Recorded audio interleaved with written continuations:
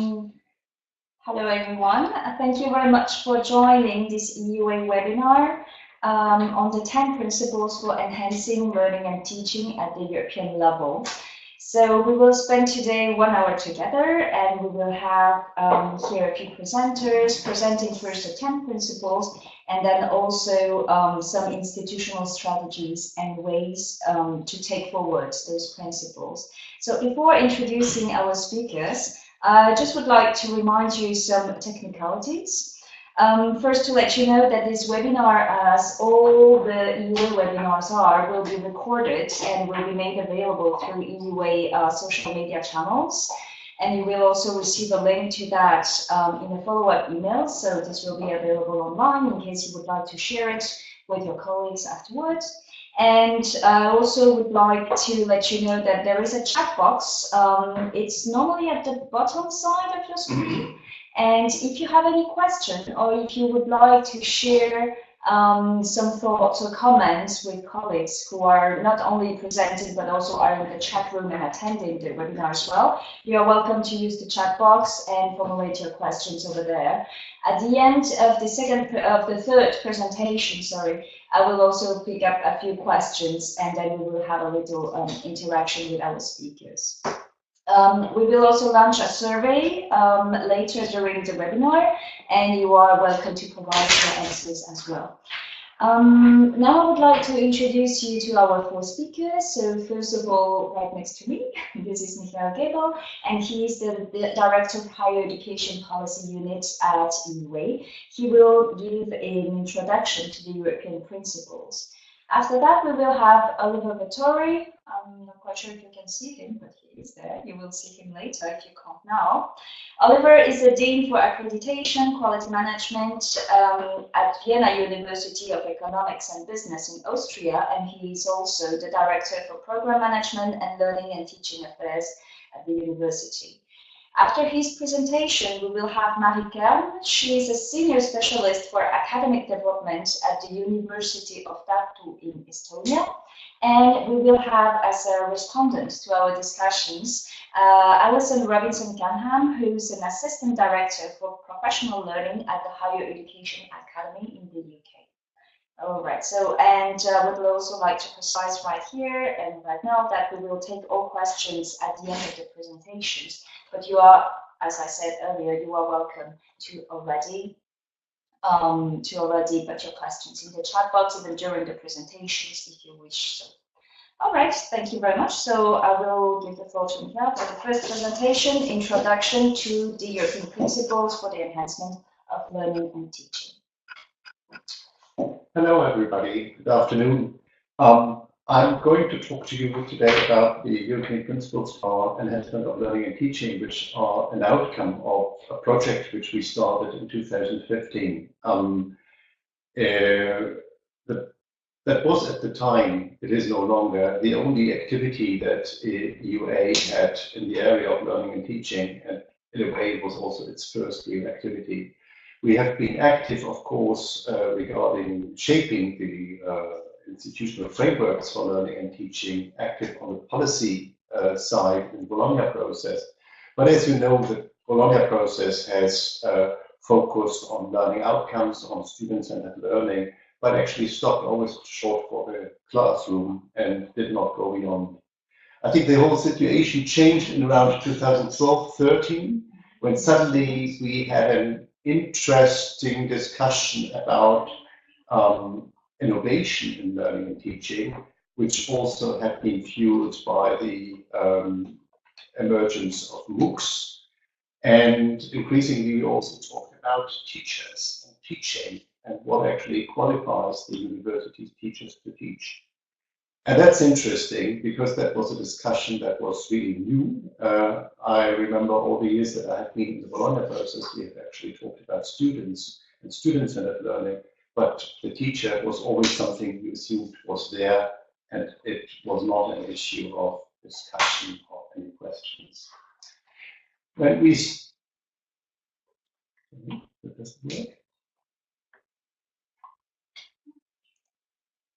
started the project in 2015, that was actually a response to a report of the European Commission. They had a high-level group on learning and teaching at that stage, and which came up with a recommendation for a European Academy for Learning and Teaching. Now, what they had seen was what happened in the UK, where there's a higher education academy. And they had thought it would be nice to have something like this also in Europe. And we actually prepared a project proposal where we took this up, but we made the point that this was not just about teaching staff development, so teacher training, but that it would also have to take up institutional strategy and the whole institutional development. Also because we understand that the challenges or the quality of learning and teaching does not only depend on the interaction between the teacher and the student, but it is a much broader issue which actually needs a commitment from the entire institution. So what we were aiming at with this project was to look into both teaching staff development and strategies for that, but also more broadly on how institutions actually tried to enhance learning and teaching.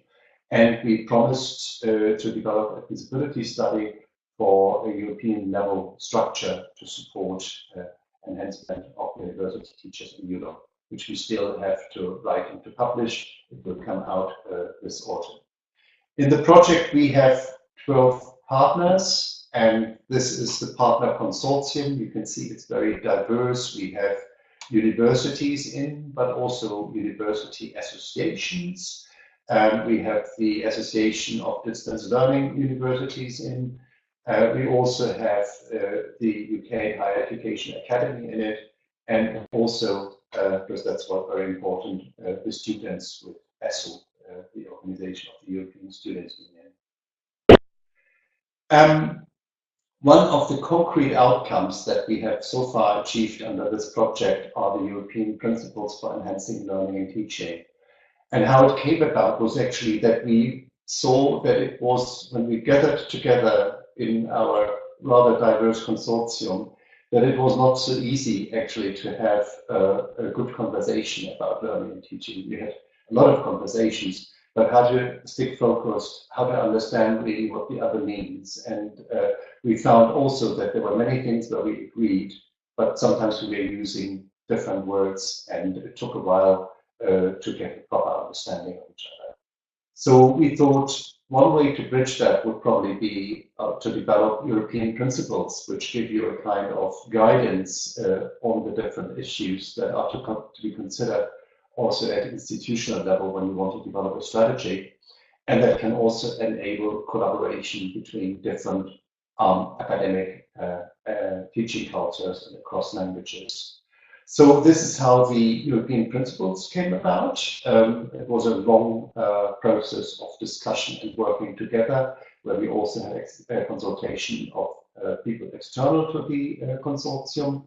And we provided you the link, and I hope you have all downloaded them. A few words about the principles. We make the point in the preamble that they are non-prescriptive simply because we didn't think that we can force anybody to use them. We have been thinking about what they're actually good for, and we thought they can support institutional approaches for learning and teaching. So emphasize learning and teaching as a mission for the institution, but also make clear that it is a shared task which does not only concern teachers and students, but also the other staff at the institution and also the institutional. And we saw it as a basis and a starting point for joint work to be done beyond institutional level, at national levels, and at European levels. Well, to give you an example how what these principles are and how you can actually work with them, I have picked out one here. And this is the principle 4. Institutional leadership actively promotes and enables the advancement of learning and teaching. An institution-wide strategy requires the institutional leadership team to drive, support, and maintain the focus on learning and teaching. Well, this sits there as a principle, and you could, of course, say that's fine. That's indeed the task that the institutional leadership has. But you could also go a step further. Some colleagues asked us when we were discussing the principles with them, why do you actually have an extra principle there? Because this is also included in Principle 5 that makes the point that it's the task of the entire institution, also leadership. But we thought, and that has actually been confirmed in discussion with colleagues, that it is important to highlight the leadership here, because you need leadership in the institution for the success of learning and teaching. And also, it's not so clear what the engagement of leadership in learning and teaching actually means. So a reaction that you get frequently is that colleagues would say, well, at our institution, we have a vice rector of learning and teaching, which assumes that he is the person who is in charge, and it is not an issue for the rector or the university president. But this is exactly what we think it should be. So like the rector, the university president also feels committed to speak about the university's activities and research. It should also talk about learning and teaching. So you could take now this commitment, this principle, and say, does the rector actually speak about learning and teaching? And if he doesn't do it, what could he actually or she actually say, and how can we help him or her to take that up? And even if he speaks or she speaks about learning and teaching, there is still also it's not just about promoting, but also about enabling. And what does that actually mean for the institutional leadership to enable learning and teaching?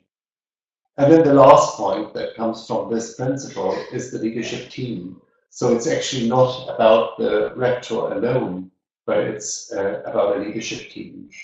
And that's an interesting issue where you can see that there are also some underlying assumptions made here in the principles. And regarding the feedback that we received, not only on this one, this was just an example, but also on the other principles that we have. Principally, the reactions that we get are very positive. There is very little contradiction. People don't feel that there's anything where they would contradict with the principles. What we get frequently is that colleagues want to change the text. So regarding the wording, they would express it in other words. They sometimes also want to bring in additional points. And what we usually answer there, we don't want, of course, to revise the principle every other week. So there are now a document which has to stand there and to be used for a while. But what institutions could, of course, do, they could adapt it to their own needs and develop additional points if they want so.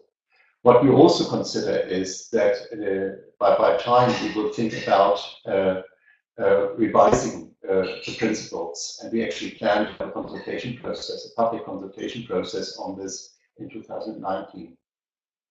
Another reaction that we get is it's a philosophical text, and that can be this is ambiguous. And when you ask colleagues, it goes in two directions. There are colleagues who are actually quite happy with that because they think this adapts nicely to their institutional context. They can use it, it's inspiring, but others find it rather abstract and they want to see it much more concrete. And again, it's up to you to make it more concrete if you think that's needed.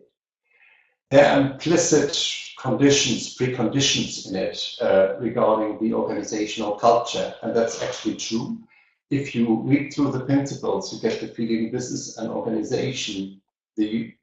This is about universities where everybody works together. You have an engaged leadership team, which I mentioned already.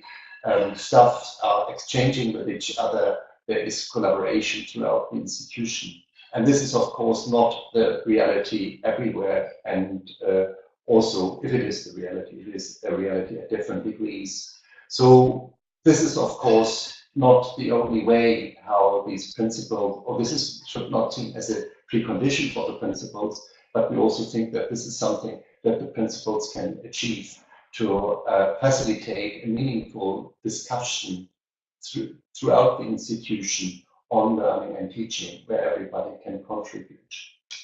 One reaction that we get is we have it all in place. And again, there are different second sentences to it. Some institutions say we have it all in place, but this is nice. We will actually look at this document and use that as an opportunity to check what we are actually doing and how we do it and what we can enhance. Others say we have it all in place and we don't need this document. Some say we only need a part of it. We have some particular problems and it nicely addresses that. That's also good. Others wanted to develop really their institutional strategy, and sometimes also by avoiding the word strategy, because they say it's a very practical way for them to take up a number of points that need attention at their institutions. And occasionally you also get the comment that this is just overwhelming, and I gave you here the principle 3, which some people find it's so it is so high-minded that institutions might find it difficult to live up to that. But of course, no institution can or fulfill. So just to sum up what the principles can do, we have a strong indication now that they can enable a structured discussion. If you want to try it, take one of them. I singled out here the one on teaching and learning and research, where we get a lot of feedback, a lot of discussion on at the moment.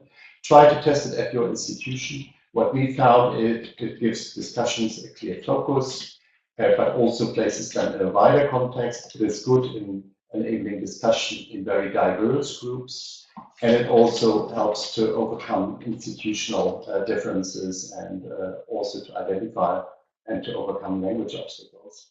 It can help strategy development and implementation based on the discussions that you have, in that it is quite comprehensive and systematic. It is, as we think so far, transferable and adaptable to any kind of institution, and it's oriented towards organizational change.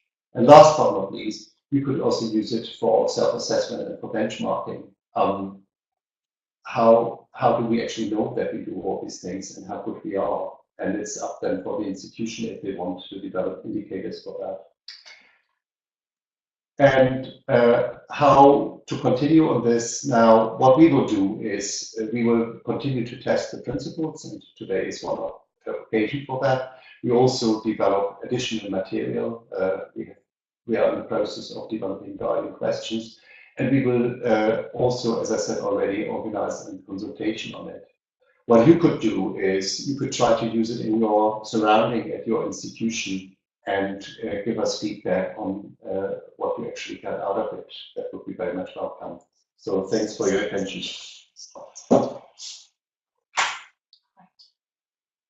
Thank you. I will now pass the floor to Oliver Vettori from the Vienna University of Economics and Business, and he will present on first action, the challenge of creating an internally effective teaching and learning strategy. Hello, Oliver, the floor is yours. Thank you very much. Thank you to you, and thank you, Michael. I will come back to the 10 principles at the very end of my presentation. Hello, everyone. First, I think I have about 7 minutes, so I will try to do in 3 parts. First, introduce what our strategy currently looks like.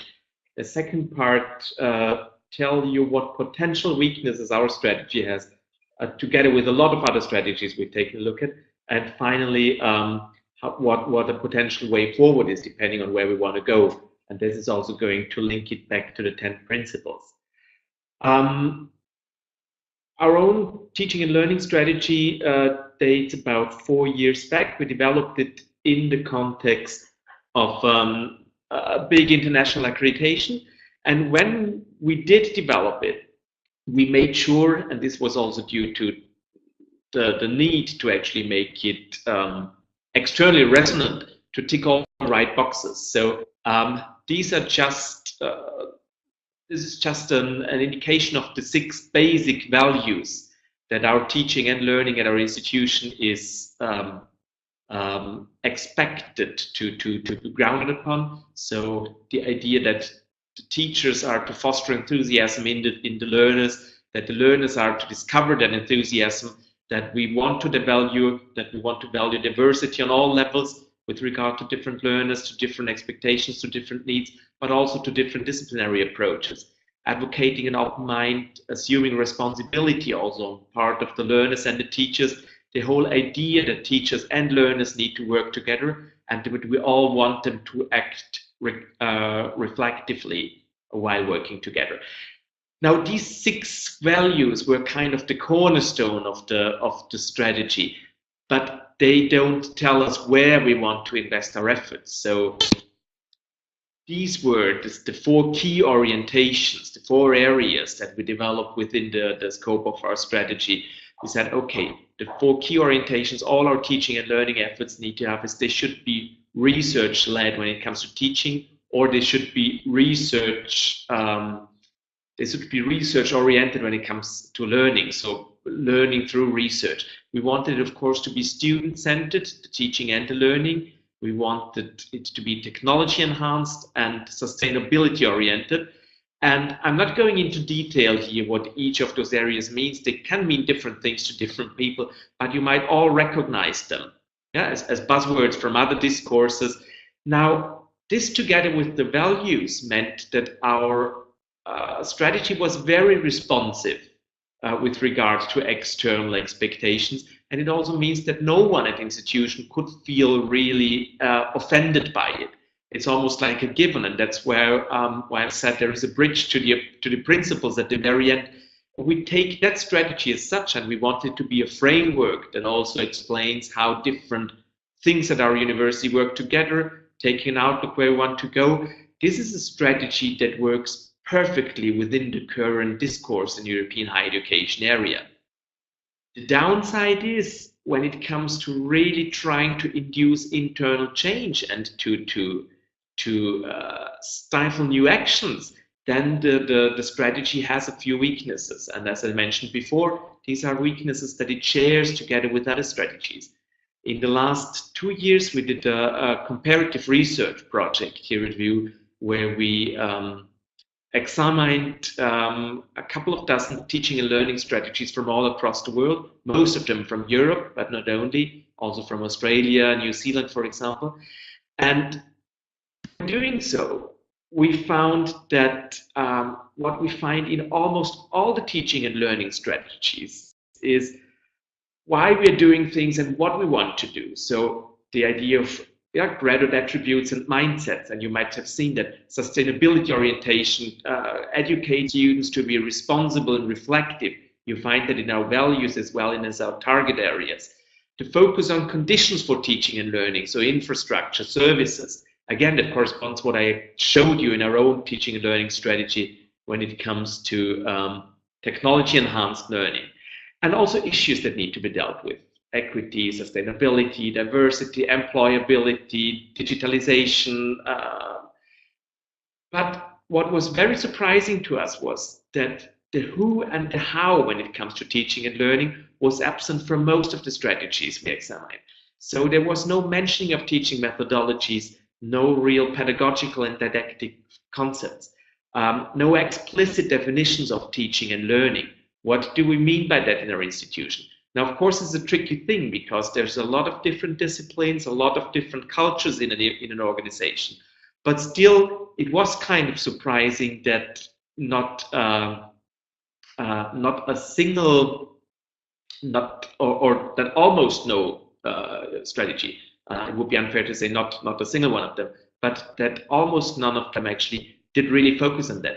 And the most surprising thing was that most of them made no references to the teachers as actors. So teachers and students were covered in the teaching and learning strategies, but rarely in active roles, but rather as specific recipients of the actions. So people that needed to do something or that had something done to them, but they were not the ones driving it. So that's why we called it in our research the absence of teaching and learning in the teaching and learning strategies. And the interesting thing here is that those teaching and learning strategies are still functional. They show to the outside, they connect with the discourse, they provide legitimacy, and they provide a framework that is also corresponding to other strategies of a university. They provide a framework for the activities that are there, but they rarely give an indication of concrete actions, of concrete measures, of something that's really driving change and moving teaching forward. So what we found, and that's the reason why we are currently revising our own teaching and learning strategy, we find if one of our goals would be to make it more effective internally, then we need to bring in more of the how, provide a pedagogical framework, and provide this through discourse again, talking about pedagogy and didactics within the institution instead of just declaring it in the strategy. But we also need to include definitions and recommendations instead of just buzzwords. So what is our understanding of student-centered learning? Yeah, we can have a political ideology-infused understanding of it, but we can also try to pin it down. What does it actually mean in the classroom and beyond? We need to bring in more of the who. So what are the exact roles that we expect of the teachers and the students, to explain the expectations from them, but also of them, and to make the responsibilities explicit. And also to bring in and show the relevance for the stakeholders. So what is the benefit of the strategy for the teachers and students? Where is it helping them to orient themselves? Where is the relevance for their daily business? What evidence do we find in the end that those actions were successful? So hardly any of the teaching and learning strategies, including ourselves, included measurable targets or some kind of evidence that in the end would show that the actions we would be taking would actually really lead somewhere instead of just following our intentions. And last but not least, also to focus on the implementation process from the very beginning, really using the strategy from the first, not just as a document that then needs to be implemented, but thinking about the implementation from the very start when developing it. Now, this is a challenge at the moment because, and I've argued that in other contexts before, it is always tricky to have something that is externally relevant and resonant and something that works inside of the institution. But if we really want to bring some of our things forward in our institution, we need to think about those implications and challenges that I just mentioned. And that would be my as I promised to Miguel, my final return to the principles. I think, as with the teaching and learning strategies, we can use them on a rather superficial discursive level. And we can also take a look at them, checking ourselves and saying, okay, the question can be, what do we already have in place with regard to the principles? But we could also take the principles as some kind of goal and take a look at if we really want to endorse them fully, and that's the same with the teaching and learning strategy, if we really want to bring that forward, then what needs to be done in practice in order to get there? All right. Thank you very much, and that was my input so far. Thank you very much, Oliver, for your presentation. I would like to remind once again to our participants that please, if you have questions or if you have comments, do not hesitate to use the chat box. We will take all the questions at the end of the second presentation, or the third presentation, sorry, that will come now. So now I would like to give the floor to Karm from the University of Tartu, and she will talk about combining formal and informal activities to support academic staff in developing their teaching practice. So Mary, if you can hear me, yes, the floor is yours. Thank you.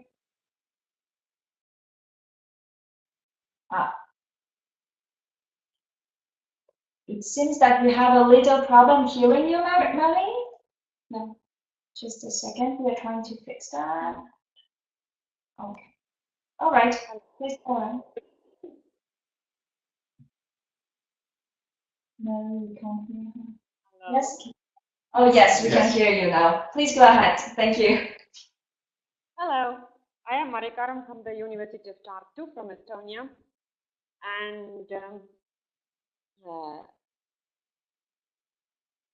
we started our academic development work about the year of 2004. And I think we started without any strategy.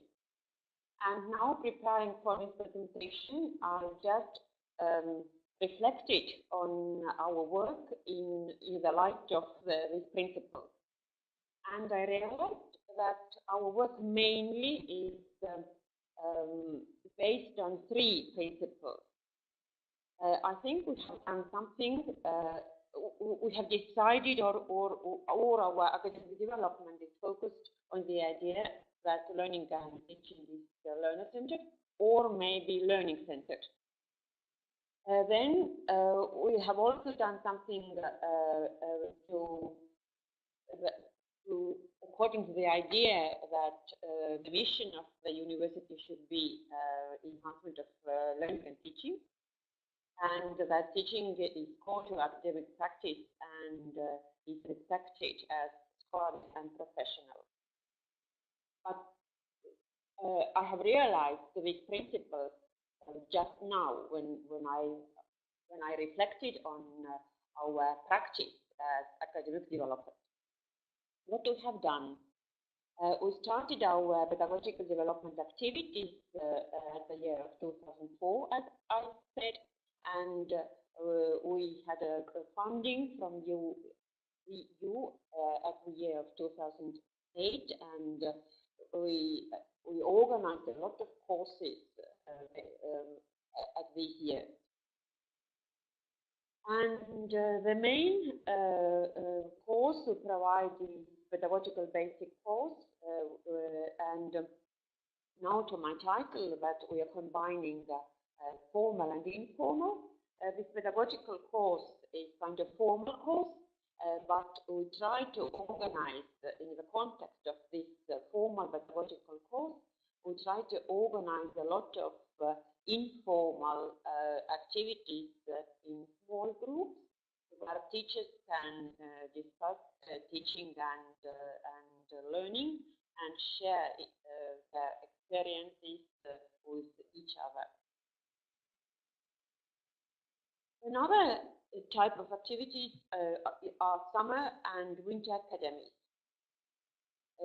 We may also say that they are formal because they are organized by academic developers, and we invite guest professors to conduct workshops during this summer and winter academies. At the same time, they are also informal because they are usually outside the town, somewhere at the countryside. They include sauna, sports, dance, which means a lot of informal discussions on learning and teaching during this summer academy. And we also organize e-lunches or digital minutes, which include coffee and sandwiches and discussions about e-learning in more informal conditions. We have supported an activity called Community of Practice,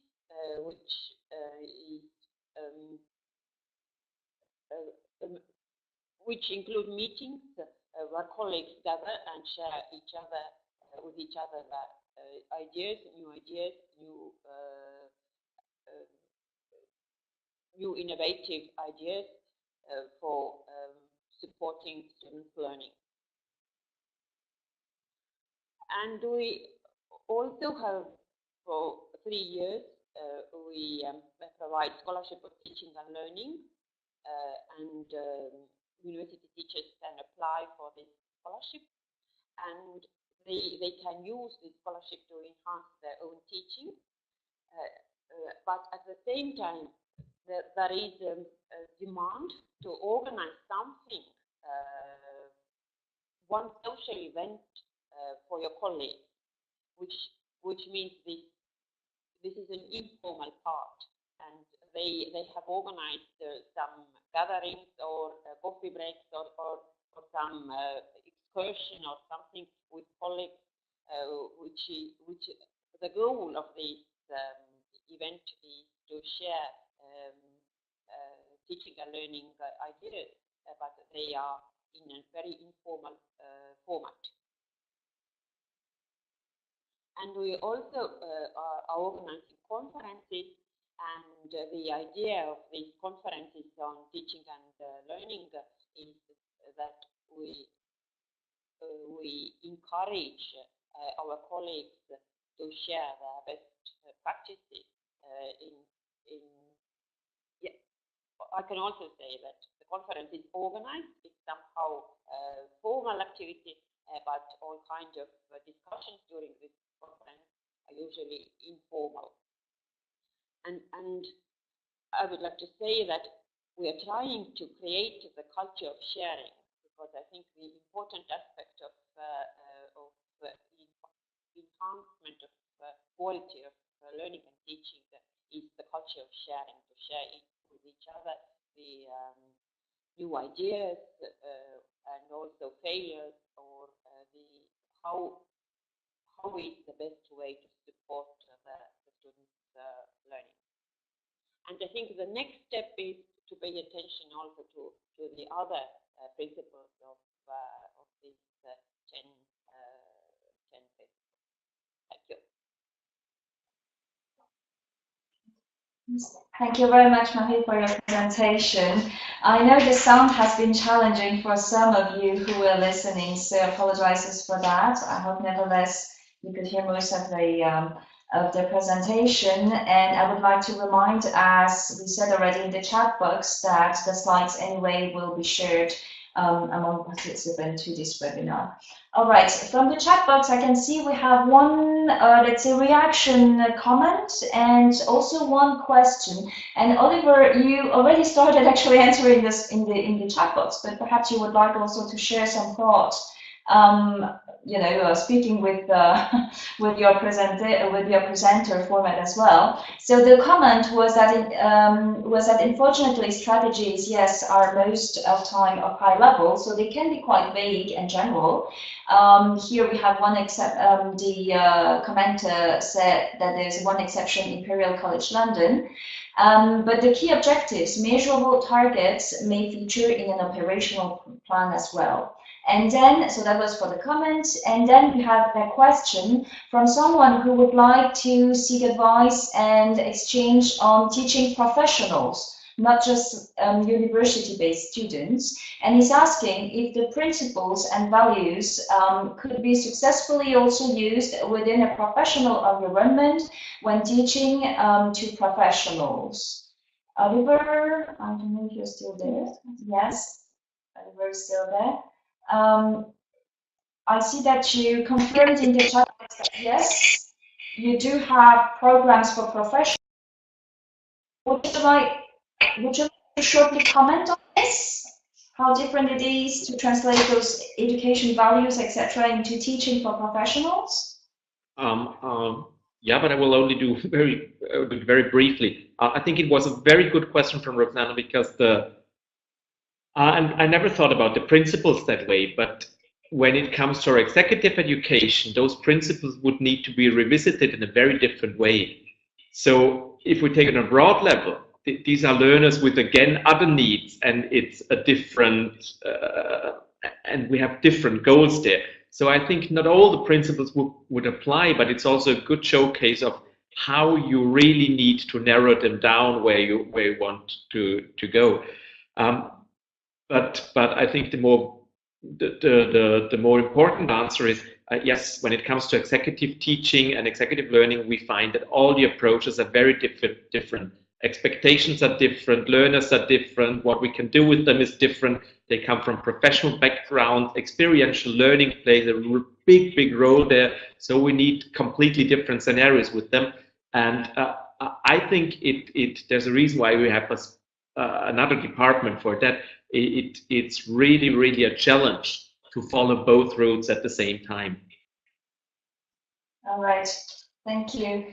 I think Michael also had a question or a comment? No, just a comment to this issue, and I think I agree principally with Oliver. There's probably, to me, a distinction to be made between lifelong learners or continued professional education, which is what Oliver just described, and I mean, professionals trained at universities, which are also regular students. I mean, universities also teach professional disciplines. And I think looking at the principles that we have done, that would be an interesting question, because they are designed not so much in view of specific types of learners, but of institutional contexts. And as I mentioned already in the presentation, there the challenge would be, do they actually fit for all types of institutions? Now we know that for universities and also for some colleges, that is fine. But if you have, for example, a college which is mainly designed for adult learning and have staff and also students who are not permanently on campus, this might be a completely different issue and would have to be considered. Okay. But I wanted also to comment about what Oliver had said and Mari also said in a way about strategies. And I think the point that I wanted to make there is that, I mean, you're right, Oliver, what you said about strategies, and we have seen that many times in very different contexts. What you said is true actually not only for strategies on education, it's true for strategies on research, on internationalization, whatever you name it. And I think you have, of course, to consider that when you develop a strategy, that if it is done only top-down, you have to think on how you get later on the buy-in of the members of your institution and also external stakeholders. So that's probably something to be considered when you think about doing a strategy.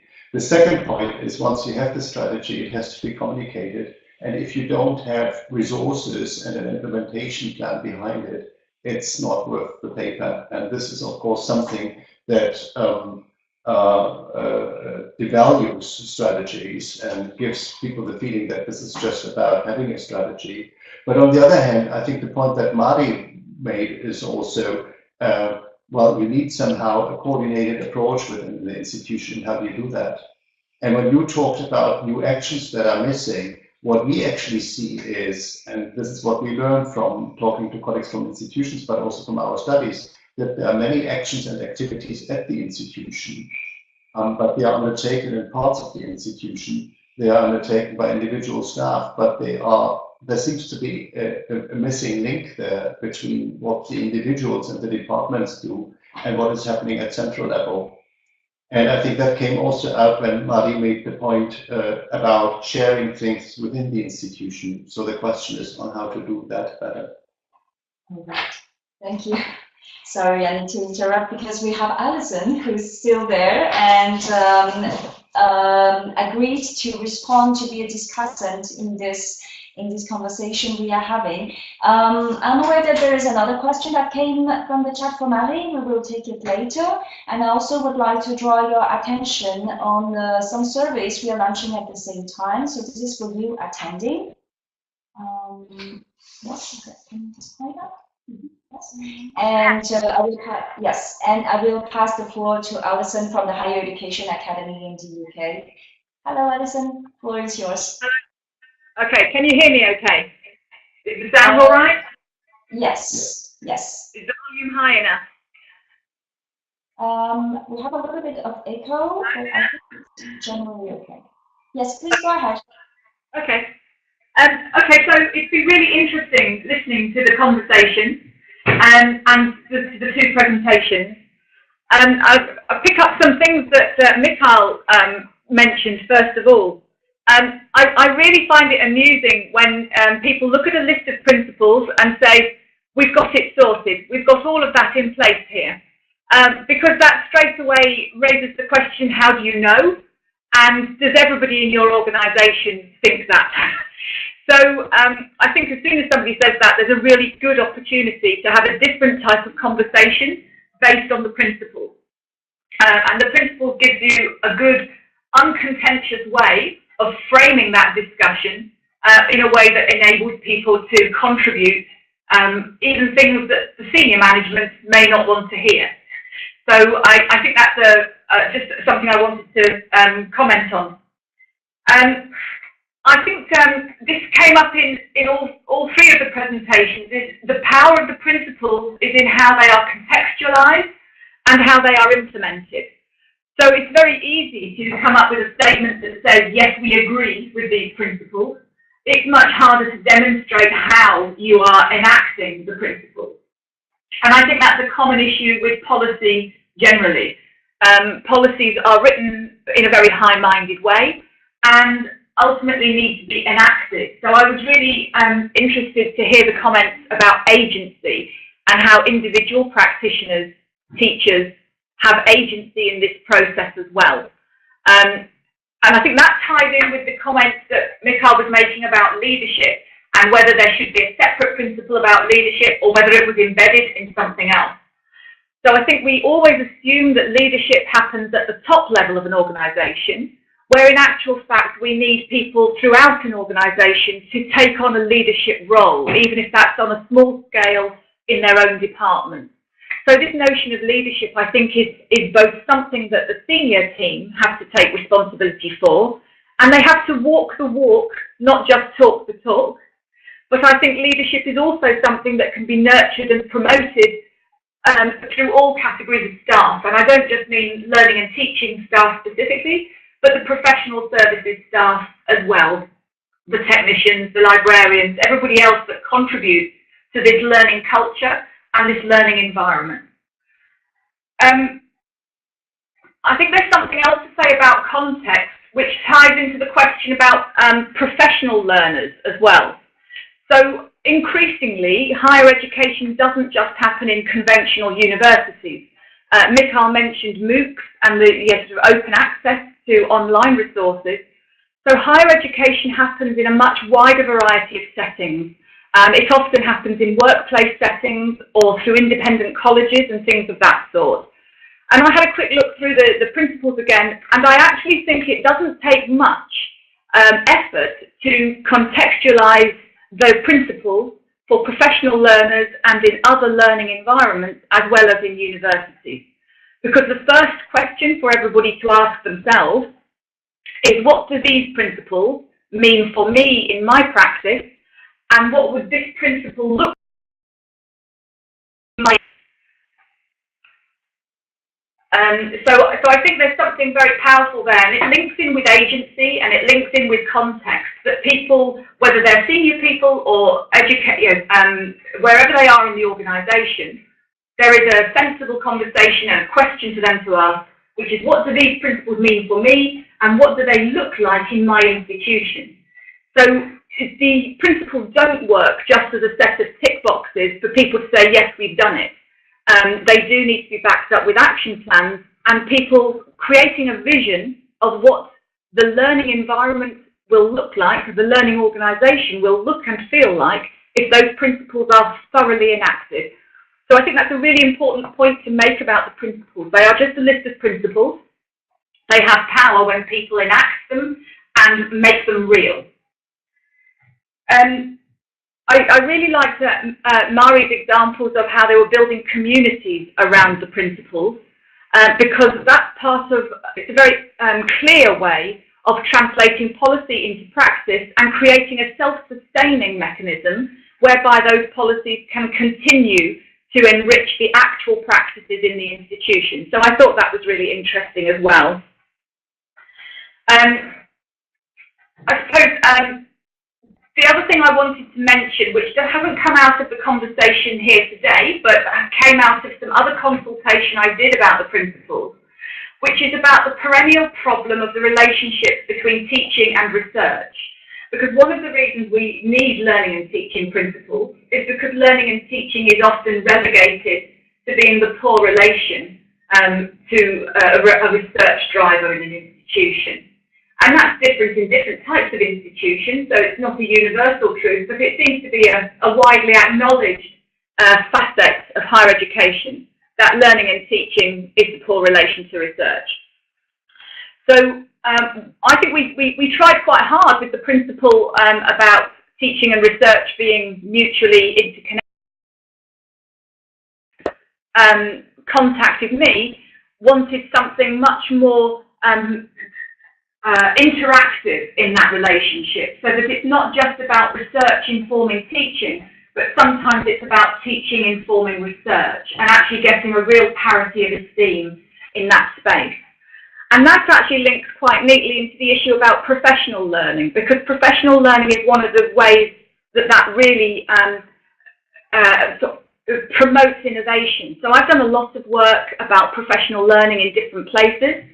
And what I see is that some of the most exciting innovations in learning and teaching practice grow out of the fact that colleagues have been adapting to the challenge of teaching professional knowledge and skills, not just academic knowledge and skills.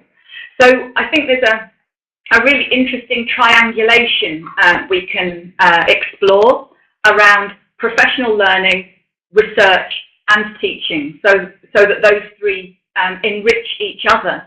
So those were my main observations, but I'd be happy to respond to any other questions that have come up. Thank you very much, Alison. Thank you very much. I can see from, it's interesting because while you were talking, I was having a look on some of the results we had from our 2 survey questions. And what I can see is that when we asked the main challenges to the people who are listening to us now, what are your main challenges when working on enhancing learning and teaching at your institution? What I can see as the highest response is limited awareness, ownership towards the institutional vision or strategy. I think this, once again, comes back on points Oliver made, and also you are making, and the points Michael was commenting on. So that's quite interesting. The survey is still open, so our participants are still welcome to vote if they wish. So I just would like to pick up one of the questions that came in the chat box earlier, and then I think we have time for one additional tour of speakers to comment. That was a question for Marie specifically on scholarships and grants.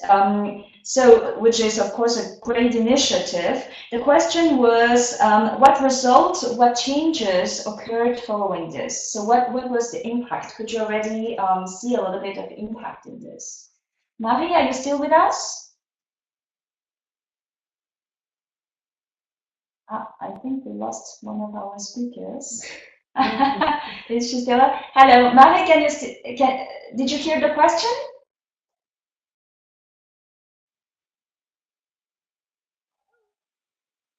Hello? Yes, please go ahead. So the question was on the impact, results, or any change occurring following these scholarships and grants that you were mentioning in your presentation. We haven't measured the impact yet, but we have the impression that because our conferences, our teachers introduce the results of the changes they have made. They introduce these results during our conferences, and I have the feeling that an important change which has happened is that teachers pay more attention to student learning, that they collect data, how the changes they have made, how these changes have also changed students' learning. And and another impression I have is that the approach to teaching is somehow, the approach to teaching is the researchers' approach. They are interested in how to say it. They are not measuring student learning, but they are analyzing student learning, and they are trying to find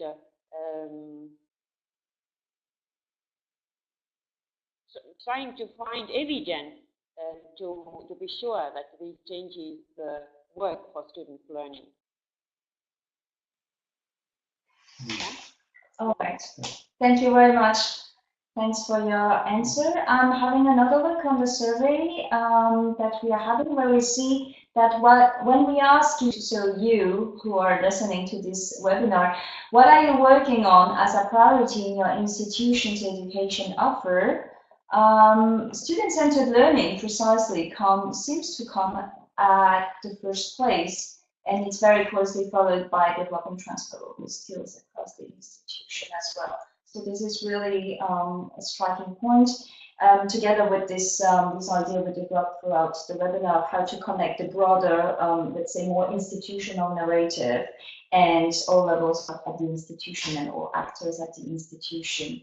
We have 5 minutes before concluding the webinar, unfortunately. Time is really flying. I would like to pass the floor perhaps to Michal if you have a few points to make, because I saw that you were wanting. No, just interesting points that came up. I mean, Alison mentioned research and teaching, and I think this is also something that we see that came up in the data from the trend survey that we are currently evaluating. We collected data last year, and we hope to come up by the end of by the summer with the report. And what we can see there, of course, there would be a risk to just claim that they are that there's parity of esteem, and what we can see that there are structures behind that make it really difficult to live that in the institution, even though everybody is goodwill. I mean, what you get from institutions like we emphasize learning and teaching, and it's really important. But then in the end, you know, research wins over. And clearly, this has to do also with funding structures, and this also has to do with career development, just to mention 2 points that came out. And then the other thing that Mari just responded to, measuring of learning. I think this is a really difficult issue, and institutions probably have to develop their own way into that, and also have to get the buy-in of their members into that, otherwise it won't really work. And I think one point that we are interested in would be to look also into research into the institution's own learning and teaching. It will not bring the crystal clear evidence. It probably gets you that this is much more complex, but at least it will get you to ask better questions afterwards on how to improve it. All right, thank you very much. I think we will have to close this webinar. I would like to first just introduce you to the next webinar we're having. Yes. Just a reminder that the last Wednesday of February, we'll have our next EUA webinar on EQUIP. So that's a project on enhancing quality from policy to practice. I would like to thank everybody for your contributions and remarks, and also everybody who's listening for your participation through the chat box, and our speakers, whom I don't see on the screen now, but I think are still there, for your participation. Thank you very much.